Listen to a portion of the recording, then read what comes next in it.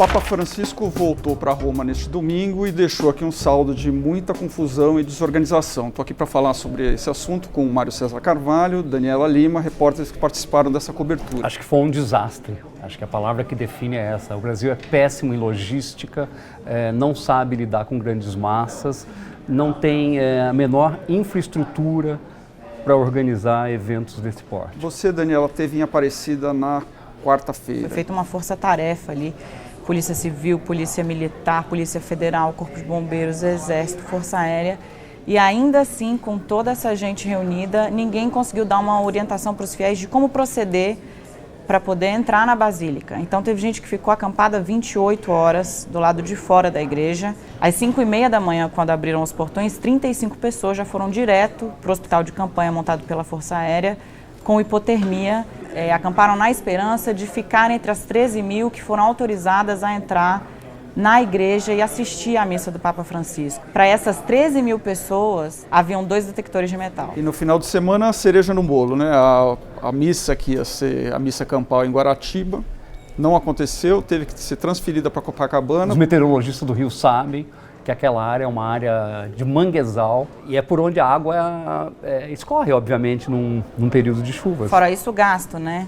O governo não diz exatamente quanto, mas estima-se que gastou de 6 até o TCU fala em 14 milhões de reais para fazer drenagem do terreno que choveu e alagou. E a gente vai ver uma reportagem com o colunista José Simão elencando os milagres que Francisco fez no Brasil.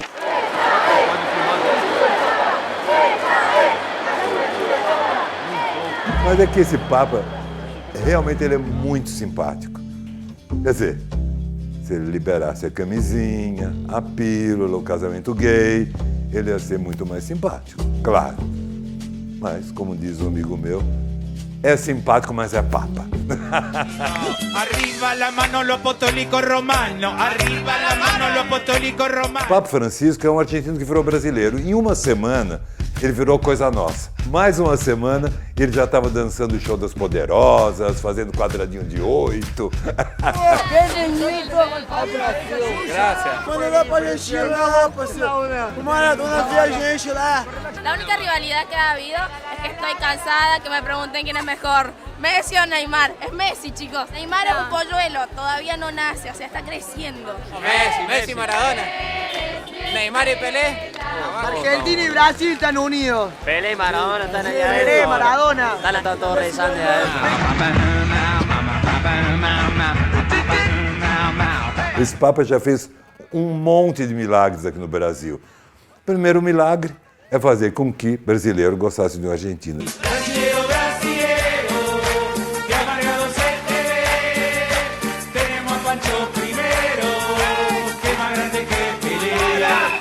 Argentino, Deus, Brasil.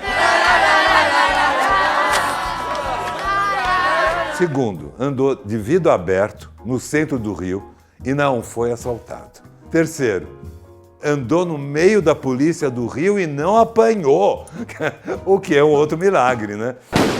E por fim, esse Papa realmente tem uma missão árdua, né? Que é evitar que os católicos virem evangélicos. Porque templo evangélico fica aberto o dia inteiro, igreja fica fechada o dia inteiro. É verdade. E igreja, quando está aberta, não tem ninguém nem para dar um oi. Queria beber um cafezinho, não um copo de cachaça. Agora, Mário e Dani, qual é a conclusão que vocês tiram aí da mensagem que o Papa Francisco pregou? Esse Papa ele tem um senso de marketing, eu acho, muito afinado, e ele soube captar no ar que havia 2 questões muito candentes aqui no Brasil, que era a questão da corrupção e da desigualdade. A marketagem foi tão bem feita que no momento em que a segurança ficou enlouquecida com o Papa aqui, ele fez questão de recusar carro blindado. Abriu o vidro no meio da rua no Rio de Janeiro. Abriu o vidro no meio da rua do Rio de Janeiro, quando o comboio levou ele para a fila errada, né? Foi a primeira da série de falhas. Conseguiram enfiar o Papa no corredor de ônibus, tirar ele da pista que estava aberta para o comboio dele passar. Agora, Mário, o Datafolha fez uma pesquisa na jornada em Copacabana. Tem um dado na pesquisa que mostra que os católicos que estavam lá em Copacabana não são contrários totalmente a manifestação durante a visita do Papa. Pelo menos 21% dos que estavam lá em Copacabana defendem os protestos durante a visita do Papa. E na visita houve um protesto, que a gente vai ver um vídeo sobre ele, da Marcha das Vadias lá no Rio de Janeiro.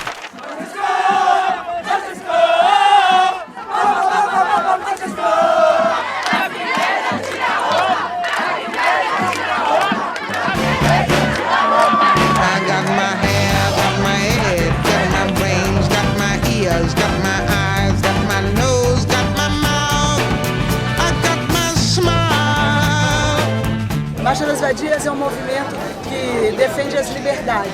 São várias bandeiras, né? Se eu quero dar para o mundo inteiro, eu vou dar para o mundo inteiro. Se eu quero abortar uma vida que está dentro de mim, eu vou abortar, porque o corpo é meu.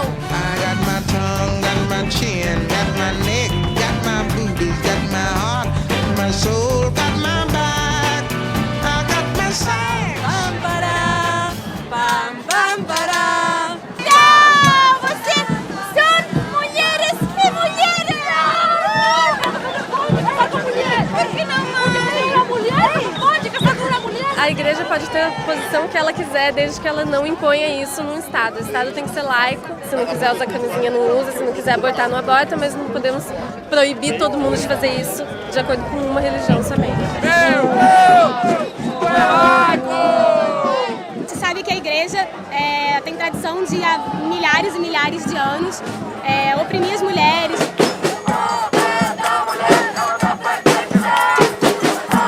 Essa marcha também defende a legalização do aborto, ela defende o direito das prostitutas, das profissionais de sexo, ela defende o direito de todas as mulheres a viver da forma que quiserem. Não aguento mais essa sociedade mandando na gente, estabelecendo critérios de onde a gente deve viver, o que a gente deve fazer, como a gente deve se vestir. Esse tempo de opressão acabou. A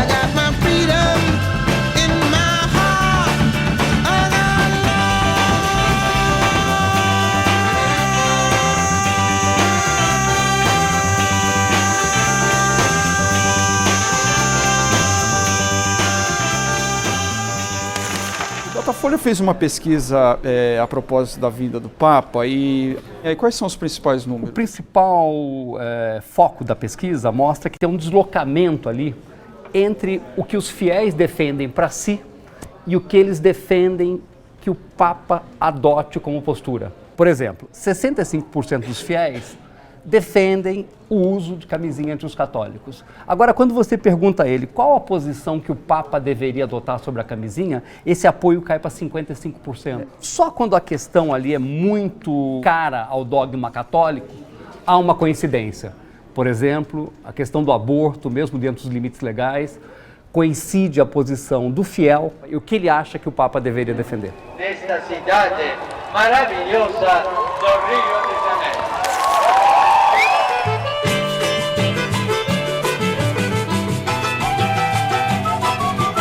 A chegada do Papa Francisco às terras cariocas fez um grande milagre.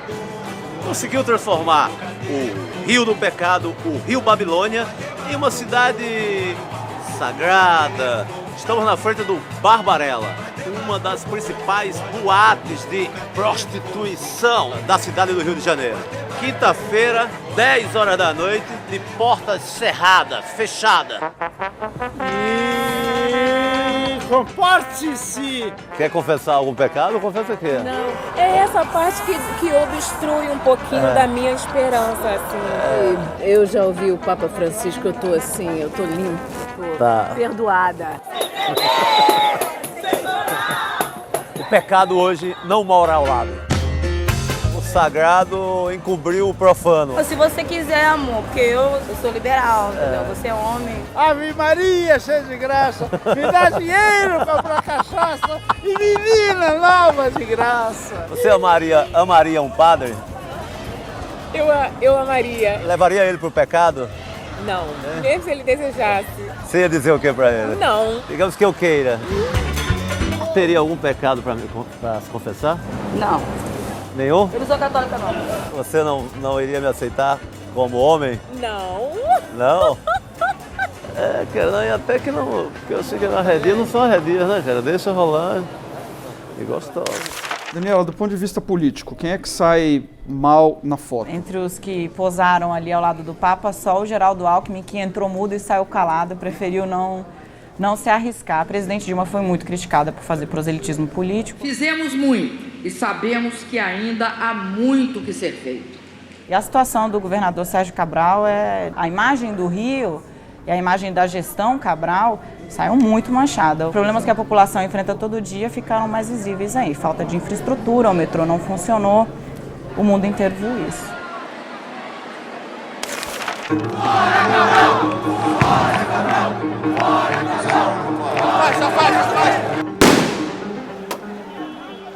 No Rio de Janeiro tem ocorrido muitas manifestações com confrontos entre policiais militares e manifestantes.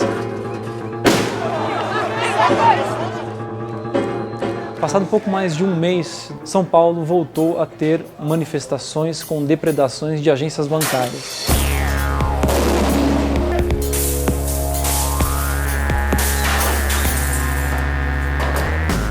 O curioso desse protesto da última sexta-feira é que ele aconteceu em plena Avenida Paulista contra o governador do Rio de Janeiro.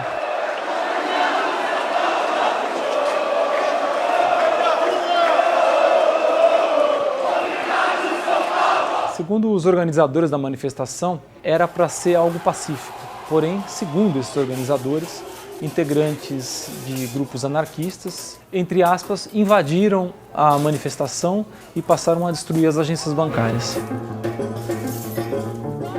Durante as primeiras horas do protesto, a Polícia Militar assistiu à distância. A Polícia Militar disse em nota que em nenhum momento deixou de monitorar o protesto, mas ouvindo policiais militares que estavam atuando ali, a gente entendeu que a ordem era para deixar que a manifestação corresse.